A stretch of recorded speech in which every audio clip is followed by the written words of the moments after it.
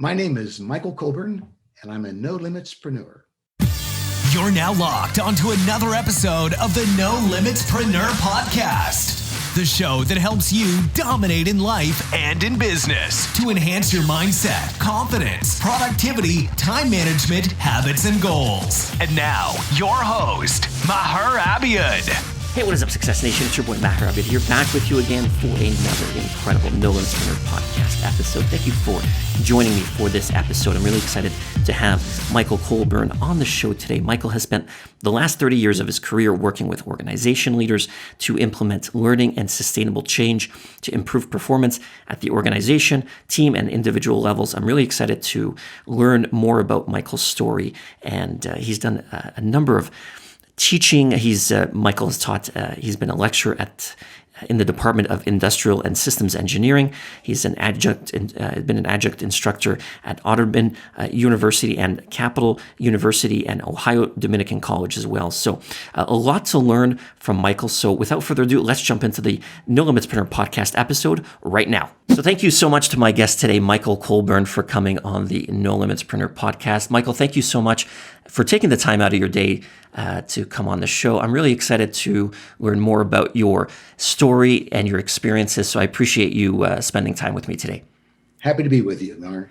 So before we get started on a ton of stuff that you've been doing in education and in business, you have a very storied career and have a lot of experience in what you do, working with organizations and whatnot, and individuals. I wanted to actually learn more about your story, and if you can share with the audience so we can kind of see where you've sort of come from to where you are now. What was your sort of transition over your career to kind of bring you to where you are right now, and your motivation to kind of lead you into your career? So if you could share a little bit about your story, that'd be wonderful. Sure.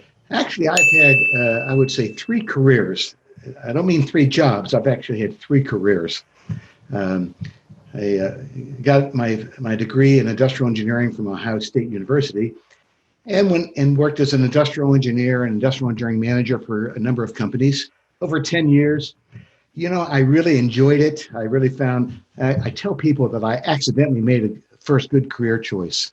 You know, if you are good in school, math and science, people said, well, you should be an engineer, you know, back in those days.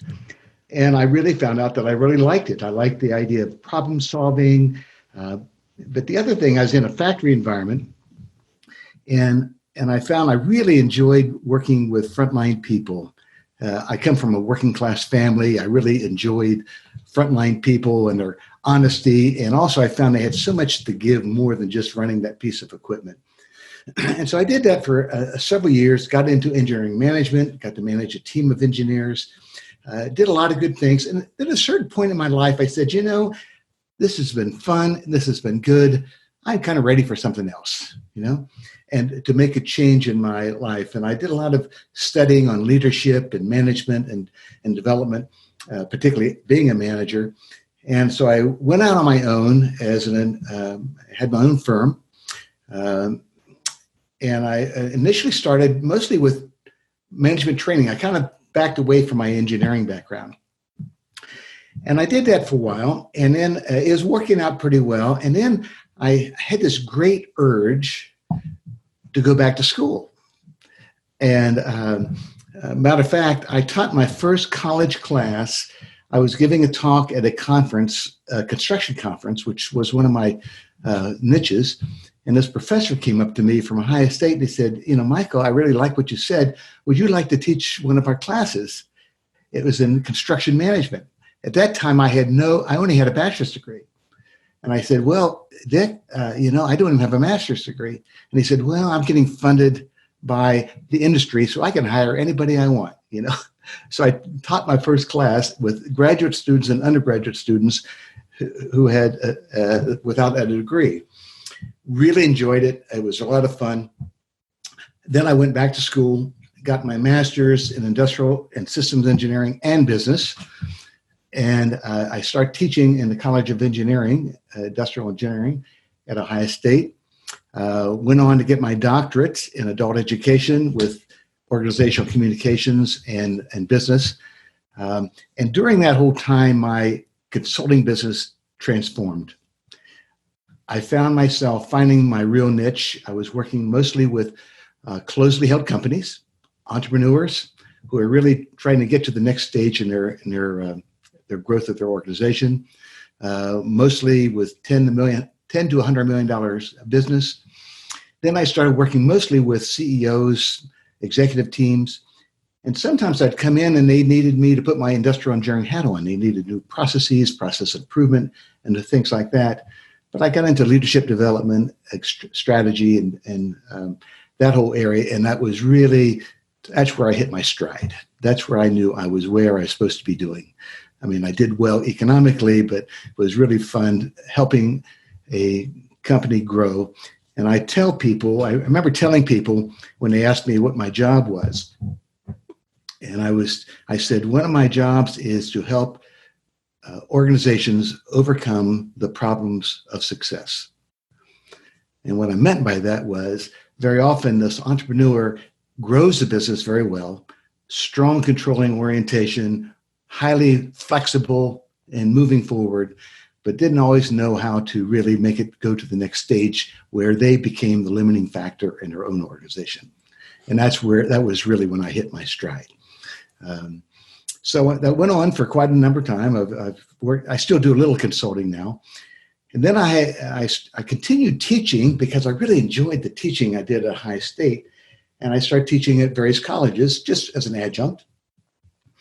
Loved it. And then one of the colleges I taught for asked me to come on as a visiting professor. And that was my third career.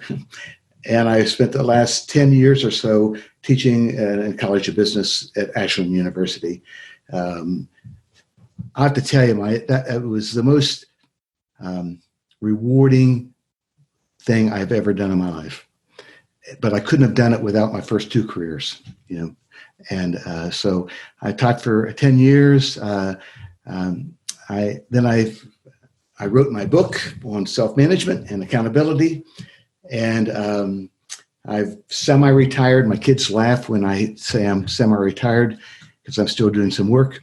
And it's just a lot of fun. So that's kind of a quick overview of Michael's professional career. I love listening to everyone's stories just because everyone has just a vast amount of experiences and people come from all different directions. And it's one thing that is kind of consistent with a lot of people's stories in their careers is that, you're on a track and then there's some change that happens, which kind of makes you see a new path and take a new direction. So I think it's really important. And like you said about, entrepreneurs holding themselves back, I think it's really important to, if you're an entrepreneur or not an entrepreneur in life, you have to be able to, take that different direction and pave a new path and accept sort of what's coming as not maybe a negative thing, but as an opportunity. Always see sort of what are the positives that are coming from that. So I really appreciate you sharing your amazing story there. You've definitely done a lot. And speaking of your book, I wanted to actually get you to talk about sort of what's in your book right now, the motivation behind why you wrote it. And before we talk about accountability specifically that I wanted to ask you next, talk about specifically what you talk about of self-management, what that means and what people can get out of your book as well. Thank you. Well, self-management is the ability and the will to act in the best interest of the organization in a way that intrinsic motivation replaces any need for external consequences to either reward or punish behavior. And I find that's if a person can live up to that statement, then they're really good candidates for self-management. And I really found that a vast majority of people, not all, but a vast majority of people really want to have more control in their life. And quite frankly, also to do work that's meaningful, that's really making an impact, not only on themselves, but on other people. And I think when we can tap into that deep desire in the vast majority of people, it will help organizations grow, but also helps individuals grow. And it has to be both ways, or it won't be sustainable in terms of that way. one thing I found, Maher, working with, particularly with closely held companies, that the big issue they dealt with is building capacity. Yeah. And the technology capacity and the equipment capacity is a little easier to do. It takes resources, but it's really leadership capacity that at all levels of the organization that is really critical. And that's really what got me fired up about self-management. So over the period of years working with companies, I observed and developed a number of tools to help people do that. So take it from conceptual to practical. And that's kind of the engineer in me. I want to find what are some tools that we can use to actually do it. Let's get beyond conceptual ideas and put it into practice. And so these tools really just kind of developed over the years. And towards the end of my working career, I said, I really need to write this down. And so I wrote the book on it. Matter of fact, the first writing of the book, to tell you, one of my clients who was working with a local university, told them, I said, you're putting together a professional development program. I know a person that you should have in your program. And he mentioned me because he talked about self-management because I was working with him and his clients. And so I went in and I talked to him and we had this back and forth. And he finally told me, he says, Michael, I love what you're doing. Could you put together a syllabus for us? So I put together a syllabus. And I gave it to them and I've reviewed it. And they said, this is perfect, exactly what we want. So what book do you want to use? And my answer was, I'll write it. I had no idea I was going to write a book up to that moment. And so I was about 3 weeks ahead of the class writing a chapter, Now I'd written a number of things. And so that was my first draft of the book. And now I've updated it and added more stories and examples to it, but basically the framework was stayed the same. And that really kind of got me into writing and seeing the importance of the written word as well as the spoken word. I think it's really important, as you just mentioned, growth for an individual, to continually grow. I think it's very, very important in life that we're always learning and bettering ourselves. I always say your education doesn't stop at 18. For me, I've always been into self-education and really just, running, back when I was, running my own marketing company and doing stuff, I had to learn so many things that I never knew. And I had to, take the initiative to grow myself, to gain as much knowledge so I can help others as possible. And that's what I'm doing right now as well with in personal development. I'm trying to, how can I better myself so I can help better the lives of others as well? So growth is really important. And another thing that you talk about is accountability. And I think accountability in personal growth is a must, because in one of the earlier podcasts that I had done on the Nolimitspreneur podcast was called Who Are You Accountable To? And I talked about how I used to allow myself to be lazy. I used to allow myself to procrastinate. I used to allow myself, I didn't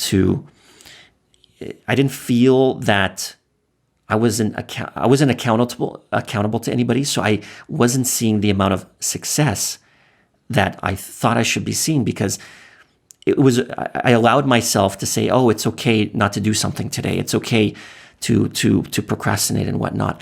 And when I started being accountable to my future self and say, you know what, my future self is waiting for me to do the stuff right now, so then that way we can achieve the success in our future. Once I started doing that, then I started seeing massive, massive growth. Talk about the importance of accountability for people and businesses and whatnot.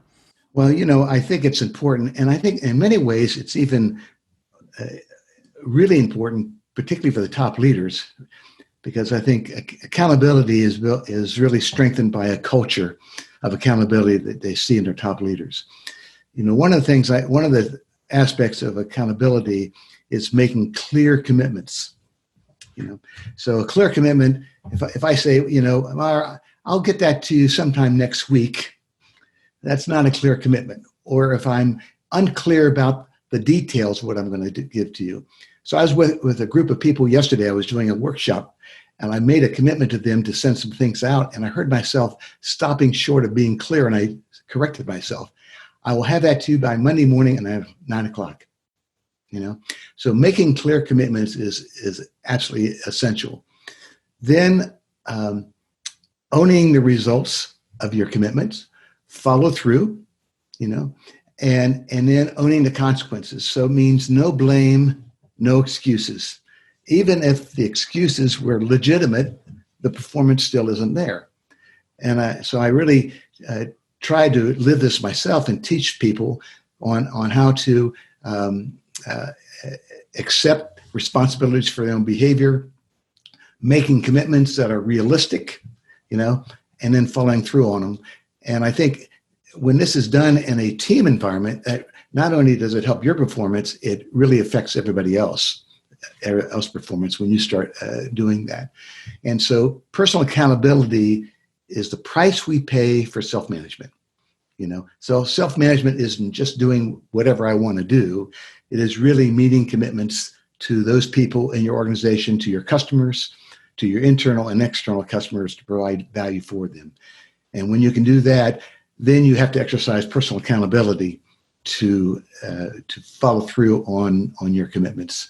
And to me, that's kind of the essence of personal accountability. I think it's really important, like you just said, to be clear, to be concise, especially in communication, not just in your personal life, but in business is absolutely essential. There's so many times where there's miscommunication, misunderstanding. I think, as you just mentioned, being clear and having those, making sure that everybody's on the same page allows us to not have as many mistakes in business, or people dropping the ball, or things going wrong that can really affect what's going on. So I appreciate that.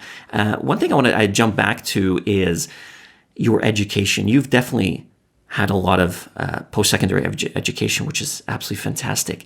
And I think it's important if we can share something for some of the younger audience that might be in taking post-secondary education right now in college or university, to kind of help them get through some of that. You earned a Bachelor of Industrial Engineering, a Master of Science in Industrial and Systems Engineering, and a PhD in Adult Education from Ohio State University, which is fantastic. Can you share some insights, some tips that people can use to stay focused, to stay motivated during their sort of education, and maybe some tips that you used to get you through your own personal studies? Yes. I was a good student as an undergraduate, but as a really good student as a graduate student. And one thing that I realized, one of my interests when I went back to school, particularly for my doctorate, one of my big interests was in self-directed learning. First thing, formal education is important, but to me, it's a preparation for learning more than the learning itself. You give people concepts, but it's not until we start using it. I got a quote from a person I've known for a long time. It said, "We learn not by being told, but by experiencing the consequences of our actions."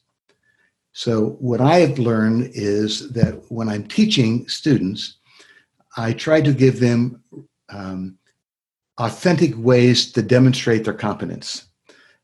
And so, for example, I have never done any in-class tests at all. Never. I think they test people's short-term memory, but I do have them work on projects they're working on, So one of the things that, so I'll have them set up a learning contract with me, and as long as it fits within the scope of the course, then if I can help them find a project they're working on personally or in their classes or in their work to apply something, that is powerful. As an instructor, one thing I learned was the best thing you could do for me is come back the next week and tell me, Michael, here's what I did at class, and they showed me something at their work that applied something that they learned in class. To me, that's a big part. As a student, one thing I found out is I love to have great professors. However, I'm not going to let the quality of the professor affect the quality of my learning. It's my job to manage my own performance. And so instead of whining about a poor professor, I'm going to find ways to do it myself. So I would read every chapter, take notes on it, keep a journal to come up with ideas. Then I would even find, and I was a little bit older student, I would, if I was given an assignment by a professor that was not very interesting or relevant, I would negotiate a new assignment. I said, I see what you're saying. Here's something I like to do to apply that. And normally it would have higher standards than they were asking for anyway, So part of the idea of developing a relationship with your boss in work is also developing a proactive relationship with your professor, and take the great professor as a gift, but not as a requirement, and always look for ways to apply it in your own life, and then move on from there. And to me, if people can learn that to manage their own performance, like I would take good notes in class, I would take my own notes myself. So even when they gave me those tests, those are fairly easy. I was always looking for how to apply it. I'll give you one example. Went back for my master's degree. It was both industrial engineering and systems engineering and business. First class I was in, it was on organizational design in business. And a lot of people, it looked like it was pretty conceptual, but it opened my eyes. I said, holy crap, this is what I've been working as a consultant. This is maybe gives me an answer that I didn't know. And the particular question I had was, I had this course early on, kind of a precursor to my book, was on how to manage your time and set and achieve goals. And I do like a 5-week course on that. I found out over time, some people, they thought it was the greatest thing since sliced bread. It would change their lives, and they were so excited about it. Other people got frustrated when I was teaching. And I'm saying, what's going on here? And so in this first class, I found a thing called the Job Diagnostic Survey, which looked at job characteristics. And I thought, maybe that's one of the reasons some of the people are not getting something out of it. So I set up a research after my first semester, and it was my master thesis on why do people use time management and goal setting in their job more effectively than others. And I found out there were 3 job characteristics that were critical. One was task significance. In other words, what I'm doing makes a difference. Very important. Second one was autonomy. Autonomy in how you do your work more than autonomy on what your work was, with the projects. It turned out if that was moderately high, that was good. It could actually be too high. And the third one was feedback. And I don't mean personal feedback, but the feedback that the job gives you. And then there was one individual characteristic, which was internal growth need. How much growth do you want from your job? Some people want more from their job. Some people want it from other places. And I found out that was a tremendous predictor of people who could self-manage. And I always use it if someone wants interested in my course or my book. I always have them take this assessment. So that was quite an experience for me. I think, like you mentioned, experience, learning from experience, and then being able to. I think it's really important that everybody in life goes out there and doesn't let the fear of the unknown, uncertainty, fear of change, hold. Or even I talk about many times the fear of judgment of others. You won't know who you are until you really push your own envelope. You have to go out there and fail and fall down and get back up quicker. And then even if you fall down again, it's okay, because we don't have a book in life that tells us like an instruction book. We have to create our own instruction book, and then the more experience that you have, to be able to go out there and it's okay to be afraid, but at the same time, don't let that fear hold you back from living the most fullest type of life that you can live. You've obviously worked with a number of organizations and leaders. I want to talk about leadership right now with you, and the certain qualities that effective leaders have to have. Obviously, leaders need to be able to motivate somebody, need to be able to instill confidence in somebody that they're, to get the best type of work out of them. Can you talk about, in your experiences, what separates a great leader from a not so great leader? That's a good question. I found, number one, a high degree of self-awareness, is extremely important. And I think the other part is to see your people who report to you first as your customers. It is my job as a leader to help my people perform, and sometimes I find, particularly as a company grows, sometimes the top leader, good person, might kind of get separated a bit from the people in the process. So one of the things I have done, I've suggested that people do, is to go out and spend some time working the actual job for a while. David Thomas, the founder of Wendy's, he died several years ago. He had his executives one day a month go out and work a store. And I don't mean watching people work, but flipping the burgers, cleaning the tables, And I really encourage the CEOs I work with is to get in touch with their frontline employees more, because sometimes information gets filtered up through them not very well. So one of my clients did this thing once a week. He won a number of awards. Once a week, he would go out and take lunch to his crew. This was a construction company. And he said, the price of lunch is this. I want you to give me one idea that I can use to improve this company. He did that every week. Now, what do you think that benefits him as an individual? Because they also learned that it was okay to be very direct and honest with him. And he encouraged that sort of honesty. And then he went out and he lived it, and he actually did that one. So sometimes I'll tell people, go out and do the work, sit side by side, because people working with you would tell you, be more honest with you than if you go in, if they sit in your office in terms of doing things like that. And then I said, if you want people to act accountable, then you be accountable. So for example, the last chapter of my book, I talked to the top leader and I said, one thing you can do is make your personal professional goals visible to the organization. Not the organization goals, they'll know that, but what are you going to contribute to the organization, and then give an accounting of that on a regular basis. Most people don't know exactly what their boss does.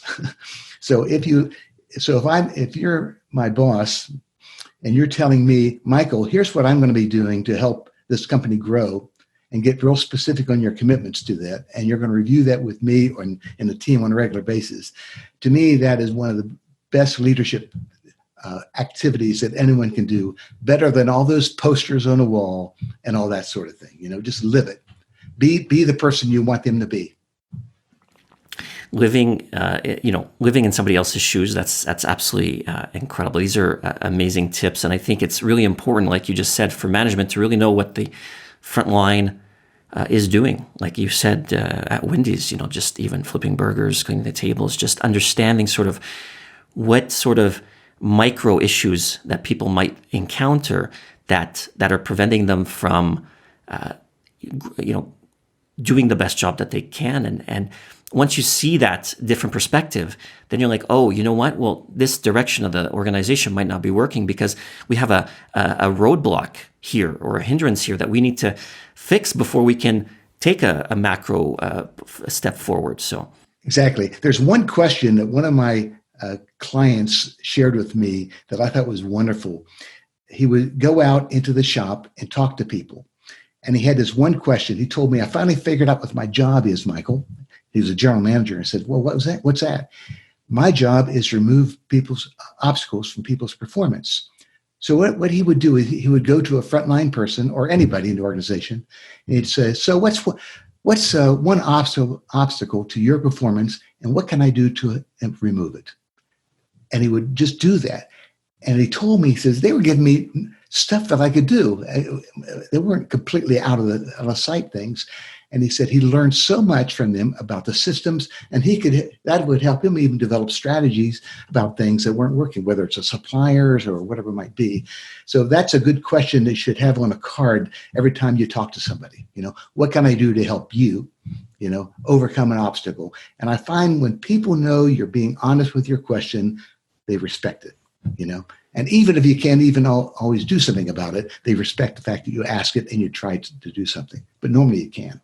These are very, very amazing tips, and anyone really can use them to better their own performance, and leaders obviously using these amazing tips to better the company's performance as well, and help the team and everybody. A rising tide lifts all ships. So at the end of the day, organizations really need to see where are those roadblocks to be able to allow the employees to really contribute the best that they can and to the best of their abilities as well. You run your own company. Company's called Colburn and Associates. You're a professional services firm, and you say your mission is to assist organizations implement healthy change and learning that will help them achieve and sustain improvement in total performance. I wanted to talk to you about what you mean about healthy change. I think change is absolutely crucial for the growth of humans. I think if I look back at myself 20 years ago, I am not anywhere near the same person that I was. If I look back even 10 years ago, even a year ago, honestly, a year ago, I've changed so much because we were talking earlier, I've really been focusing on my personal development. And I think change is so important for us as humans to be able to grow and improve. Talk about the importance of implementing healthy change in somebody's life to become better. Yeah. Well, I define healthy is both at the organization individual level.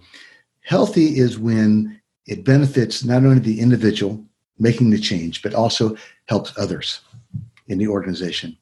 And so when it is a true win-win, to me, that's healthy. And the second thing about being healthy is that it's sustainable, that it's just not the flavor of the month, that we're actually doing something that can have an impact and is sustainable. And I find, so that's kind of my basic definition of what it means to be healthy. And on a personal level, when I'm doing something that is closer to my true north, to my purpose, then even my failures are healthy, if they're learning. Matter of fact, if I look back at my life, I don't think I would give up on any of my failures, because I think that's maybe the only path I had. And matter of fact, I think to avoid failures is to avoid learning and avoid growth. So I have a healthy view of failure now after I have a few years on my life to do that sort of thing. And the other thing is, in a team environment, I find it's healthy to create discomfort. If I'm comfortable about the status quo, then it's going to be hard for me to make changes. So discomfort can actually be a good thing, and to help people feel uncomfortable about not doing the right thing is good. And I don't mean blame finding or guilt. I just mean uncomfortable. And so that's kind of my focus on that. The other part, I think you made a comment earlier on that struck me about uncertainty and failure, is I found myself, I'm at my best when I'm on the edge of my competence, when I'm really at that edge, where when you're right in the middle of your competence, you're going to be successful pretty much. But when you get out there on the edge of what you know and what you don't know, that could be scary and exciting at the same time. And I remember so many projects, I won't go into them now, that I worked on where I put myself right at that edge, and it was scary as hell, but the triumphs were great and the failures were learning. So it was win-win, even though it was very not much fun to fail at times.